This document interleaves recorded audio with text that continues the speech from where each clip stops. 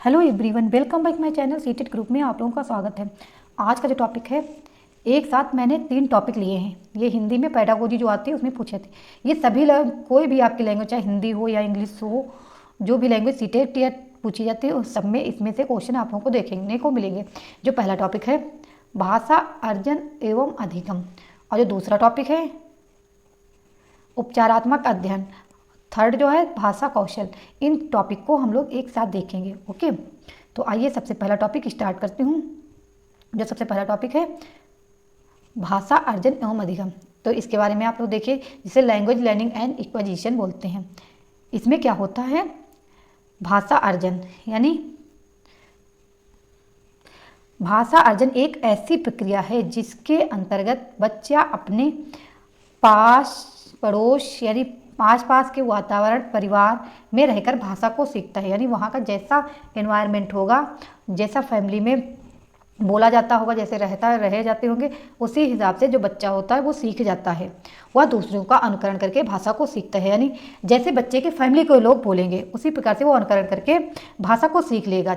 जो हिंदू लोग होते हैं वो हिंदी में बोलते हैं, अंग्रेज लोग देखिए अंग्रेजी में बोलते हैं, तो उनका जो बच्चे होते हैं वो अंग्रेजी में ही वहाँ की भाषा सीख लेते हैं। पंजाबी लोग के बच्चे पंजाबी सीख जाते हैं। जैसे ये देखिए, ये कुम्हार है, कुम्हार का बेटा कुम्हार की तरह बनाना सब सीख जाता है। ओके, यानी जैसा बच्चे को एनवायरनमेंट देंगे उसी हिसाब से बच्चा सीखेगा। यह एक प्राकृतिक प्रक्रिया है, यानी नेचुरल प्रक्रिया है जिसे बोलते हैं। इसके लिए कोई औपचारिक साधन की आवश्यकता नहीं पड़ती है। यह एक प्रकार से मातृभाषा या क्षेत्रीय भाषा होती है। जो भाषा अर्जन है ये एक प्रकार से मातृभाषा या क्षेत्रीय भाषा को कहते हैं। और जबकि जो भाषा अधिगम होता है, वो जो भाषा अधिगम कैसी होती है, वो औपचारिक साधनों पर डिपेंड होते हैं, जिसे फॉर्मल रिसोर्स बोलते हैं। भाषा अर्जन से संबंधित महत्वपूर्ण बिंदु, अब महत्वपूर्ण बिंदु भी देखिए, ये पेपर सीटेट के पेपर में कई बार पूछे भी जा चुके हैं। भाषा अर्जन की प्रक्रिया सहज और स्वाभाविक होती है। इसमें किसी व्याकरण की आवश्यकता नहीं होती है। जैसे घर में जैसे भी लैंग्वेज बोली जाती है बच्चा उसी प्रकार से सीख जाता है। उसे किसी ट्यूटर या किसी व्याकरण की आवश्यकता नहीं होती, वो अपने आप ही भाषा सीख जाता है अनुकरण के द्वारा। भाषा अर्जन में सर्वाधिक महत्व परिवार व समाज का होता है, कि जैसा उसमें उसके पास समाज होगा, यानी जैसा उसे एनवायरनमेंट दिया जाएगा उसी हिसाब से बच्चा सीख जाता। उसे कोई चीज़ वहाँ की सिखानी नहीं पड़ती। यदि अदर लैंग्वेज जिसे सेकेंड लैंग्वेज बोलते हैं, वो जब सिखाई जाती तभी बच्चा, जैसे हिंदू वाले हिंदी अपने आप ही सीख जाते हैं, उन्हें सिखानी नहीं पड़ती। यदि उन्हें सेकेंड लैंग्वेज अंग्रेजी पढ़ने को कहा जाए तो उन्हें अंग्रेजी सिखानी पड़ती है, उनके लिए ट्यूटर लगाने पड़ते हैं। ओके, आगे देखिए आप लोग, भाषा अधिगम। अभी तक आपने देखा भाषा अर्जन क्या होता है, अब देखिए भाषा अधिगम किसे कहते हैं। ओके, अधिगम का महत्वपूर्ण यानी अधिगम का तात्पर्य होता है सीखना। क्या होता है? सीखना। किसी भी प्रकार के अधिगम की प्रक्रिया जीवन भर चलती रहती है। जो अधिगम यानी जो सीखना होता है वो कभी भी बंद नहीं होता, जीवन पर्यंत चलता रहता है। इसमें औपचारिक साधनों का प्रयोग किया जाता है। चाहे में भाषा अधिगम में औपचारिक साधनों का प्रयोग किया जाता है, और जबकि भाषा अर्जन में अनौपचारिक साधनों का प्रयोग किया, यानी उनको जैसा इनका एनवायरनमेंट, उसका जो भाषा अर्जन होता है वो एनवायरनमेंट पे डिपेंड करता है। भाषा अधिगम में नियम और व्याकरण का प्रयोग किया जाता है, जबकि भाषा अर्जन में कोई नियम कोई व्याकरण की आवश्यकता नहीं होती है। इसे द्वितीय भाषा के नाम से भी जानते हैं। भाषा अधिगम को द्वितीय भाषा के नाम से जानते हैं, और जो भाषा अर्जन हो उसे प्रथम भाषा जानते हैं, जिसे मातृभाषा या क्षेत्रीय भाषा के नाम से जाना जाता है भाषा अर्जन को। और भाषा अधिगम को द्वितीय भाषा के नाम से जाना, कभी कभी ये क्वेश्चन पूछ लिया जाता है कि जो भाषा अधिगम है उसे किस भाषा के नाम से जाना जाता है, द्वितीय या प्रथम, तो उसे द्वितीय भाषा के नाम से जाना जाता है। ओके, आप लोग जो प्रीवियस ईयर के क्वेश्चन पेपर उठा के देखेंगे तो आप लोगों को यहाँ से रिलेटेड क्वेश्चन जरूर देखने को मिलेंगे। ओके, अब देखिए महत्वपूर्ण जो बिंदु हैं, यानी भाषा अधिगम से संबंधित महत्वपूर्ण तथ्य कौन कौन से हैं। भाषा अधिगम विद्यालय में प्रारंभ होता है। जो भाषा अधिगम है वो विद्यालय से प्रारंभ होती है, और जो भाषा अर्जन है वो परिवार यानी परिवार से यानी घर से स्टार्ट होती है। भाषा अधिगम में बच्चों को प्रयास करना पड़ता है। यदि उन्हें सेकेंड लैंग्वेज सिखानी होती है तो उसके लिए उन्हें प्रयास करना पड़ता है। भाषा अधिगम में शिक्षक, विद्यालय, पाठ्यक्रम, पाठ्य पुस्तकें, शिक्षण पद्धतियों आदि की भूमिका महत्वपूर्ण रहती है। ओके, और जबकि भाषा अर्जन में परिवार और समाज का महत्वपूर्ण स्थान रहता है। जैसा शिक्षक कह देगा बच्चे उसी तरह मान लेते हैं, वो विद्यालय में जैसे भी टीचर कह दें। अब देखिए इसके क्या क्या विचार हैं, कुछ महत्वपूर्ण विद्वानों के विचार भी दे रखे हैं भाषा अधिगम में। भाषा अधिगम एवं भाषा अर्जन के संदर्भ में महत्वपूर्ण विद्वानों के विचार, तो इसमें 3 विद्वानों को शामिल किया गया है। इन्होंने अपने महत्वपूर्ण बिंदु दिए हैं। वाइगोस्की के अनुसार, जो सबसे पहले वैज्ञानिक है, वाइगोस्की के अनुसार बच्चों की भाषा समाज के साथ संपर्क का ही परिणाम है, ऐसा वाइगोस्की जी का मानना है। पियाजे के अनुसार भाषा अन्य संज्ञानात्मक तंत्रों की बात परिवेश के साथ अंतःक्रिया के माध्यम से ही विकसित होती है, यानी परिवार यानी परिवेश, जहाँ जैसा वहाँ का एनवायरनमेंट होगा उसी हिसाब से बच्चा ढल जाएगा, वैसे ही वहाँ का सीख लेगा। जो थर्ड है मनोवैज्ञानिक नॉन चॉम्स्की जिसे बोलते हैं, भाषा अर्जन की क्षमता बालकों में जन्मजात होती है, ये नॉन चॉम्स्की जी का मानना है, और वह भाषा की व्यवस्था को पहचानने की शक्ति के साथ पैदा होते हैं।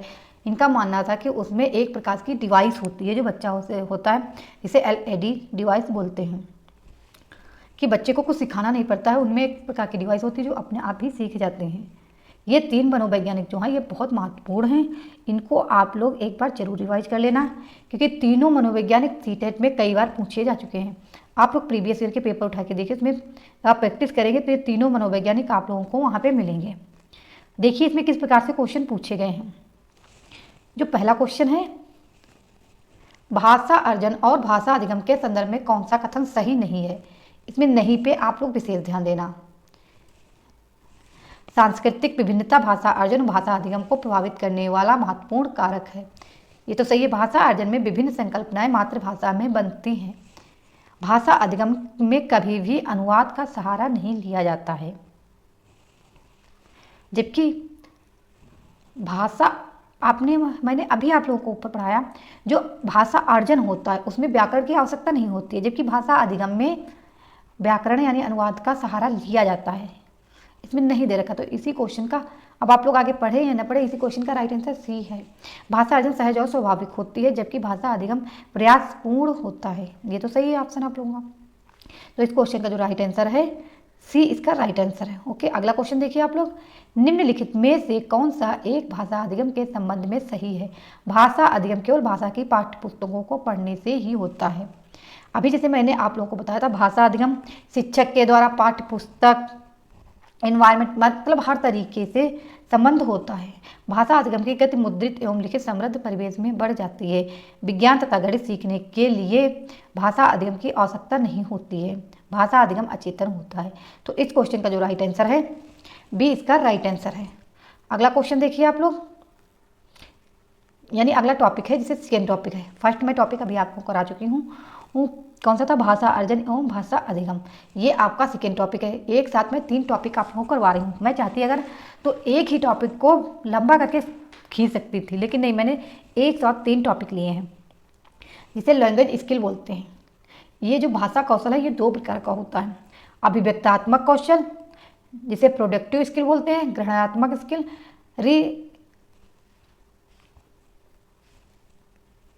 यानी जिसे ग्रहण किया जाता है। अब अभिव्यक्तात्मक यानी अभिव्यक्त करना कैसे है।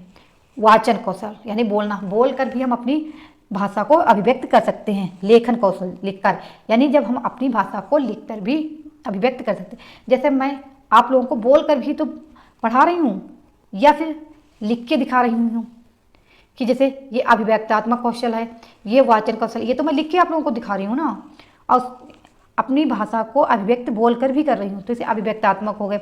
व्यक्तात्मक 2 प्रकार के होते हैं। अब ग्रहणात्मक कौशल ये भी 2 प्रकार के होते हैं। श्रवण कौशल यानी या तो जैसे आप लोग ग्रहण कर रहे हैं ना, मेरी जो अंदर की भाषा ही आप लोग ग्रहण कर रहे हैं, सुनकर यानी श्रवण कर कर। पठन, या तो आप लोग मेरे नोट्स को पढ़कर भी ग्रहण कर सकते हैं, या फिर सुनकर, जैसे ये मेरी वीडियो है, आप लोग जब सुनेंगे तो ग्रहण कर लेंगे, या फिर पढ़कर मेरी वीडियो को भी ग्रहण कर सकते हैं। ये 2 प्रकार के होते हैं। ये क्वेश्चन कई बार पूछा है कि अभिव्यक्तात्मक कौशल कौन से होते हैं और ग्रहणात्मक कौशल कौन से होते हैं, इसीलिए ये आप लोगों को चारों याद रखने हैं। भाषा शिक्षण के लिए आवश्यक चारों कौशल परस्पर एक दूसरे से अंतः संबंधित होते हैं। क्या होते हैं? एक दूसरे से अंतर संबंधित होते हैं। भाषा के चारों कौशल क्रम से नहीं सीखे जाते हैं, बल्कि सभी एक साथ सीखे जाते हैं। जैसे बच्चा सुनने के साथ साथ बोलना भी सीखता है और पढ़ने के साथ साथ लिखना भी सीखता है। ये क्रम से नहीं, कभी या तो बच्चा पहले कभी कभी लिख भी लेता है, कभी कभी पढ़ भी लेता है, तो इनका कोई क्रम नहीं होता है। अब देखिए किस प्रकार से क्वेश्चन पूछे गए हैं इसमें से। भाषा कौशल के संबंध में कौन सा कथन सही नहीं है? ये सीटेट 2019 में आया हुआ क्वेश्चन है। भाषा कौशल क्रम से ही अर्जित किए जाते हैं। भाषा कौशल एक दूसरे से प्रभावित होते हैं। भाषा कौशल एक दूसरे से संबंधित होते हैं। भाषा कौशल एक क्रम में अर्जित नहीं किया जाता। अभी जैसे मैंने आप लोगों को बताया है, देखिए ऊपर देखिए मैंने आप लोगों को क्या बताया था, ये जो भाषा कौशल है क्रम से नहीं सीखे बल्कि सभी एक साथ सीखे जाते हैं। जैसे बच्चा सुनने के साथ साथ बोलना भी सीखता है और पढ़ने के साथ साथ लिखना भी सीखता है, उसी प्रकार। तो नहीं पूछा निगेटिव का, भाई निगेटिव होता है। भाषा कौशल क्रम में ही अर्जित किए जाते हैं, बल्कि जबकि नहीं, भाषा कौशल जो क्रम में अर्जित नहीं किए जाते हैं। कभी पहले बोलता है बच्चा, कभी पहले लिखता है, इसमें कोई क्रम नहीं होता, इसलिए ए इसका राइट आंसर है। ओके, अगला क्वेश्चन देखिए, भाषा के उत्पादन कौशल कौन से हैं? उत्पादन जिसे अभिव्यक्तात्मक बोलते हैं।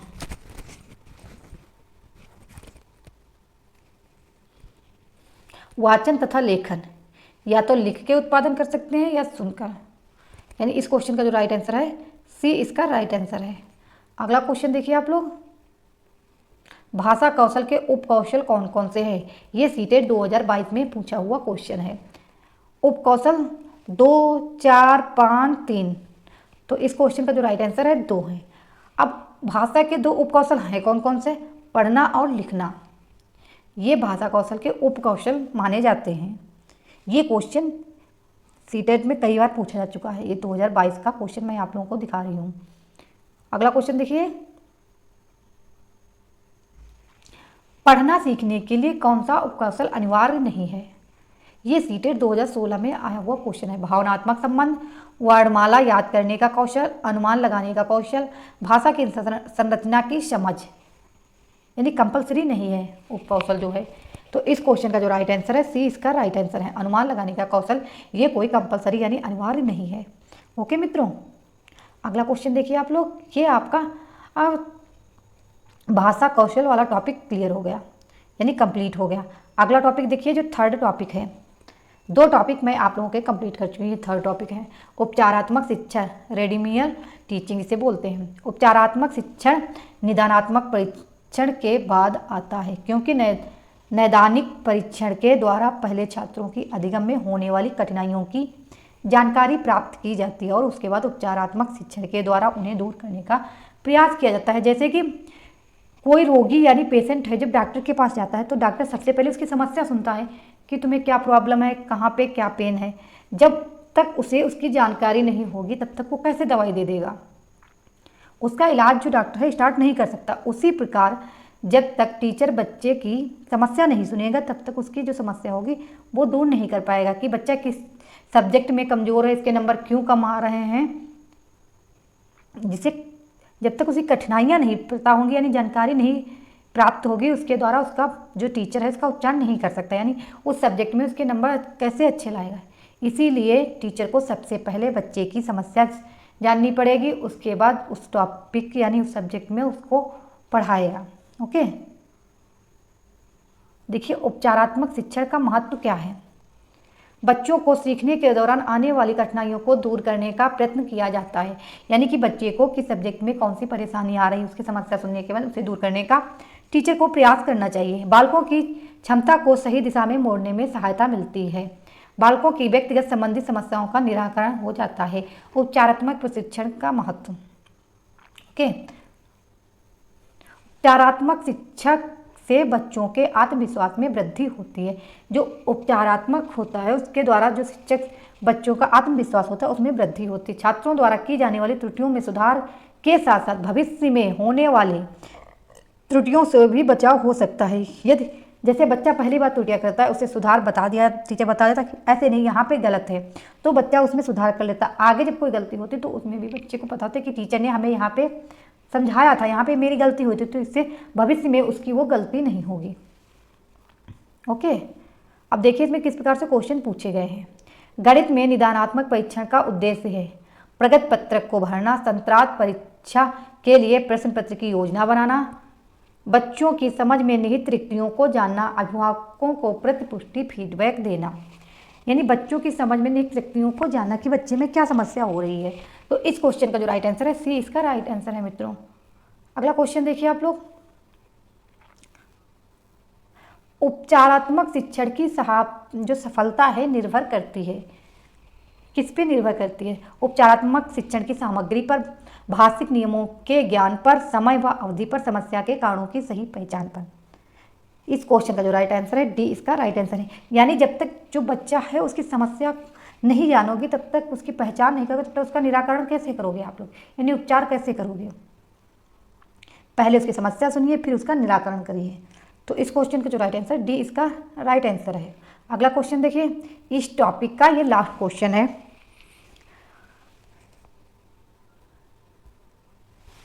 शिक्षकों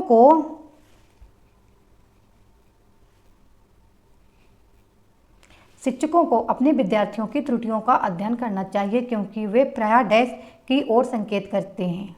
योग्यता के अनुसार समूह बनाने हेतु दिशा निर्देश, विभिन्न प्रकार की पाठचर्या की आवश्यकता, उनके ज्ञान की सीमा, आवश्यक उपचारात्मक युक्तियों, यानी जो आवश्यकता हो, आवश्यक जो उपचारात्मक हो उनकी युक्तियों का सुझाव करना, यानी उनकी समस्या को जानकर और उनकी समस्या को दूर करना।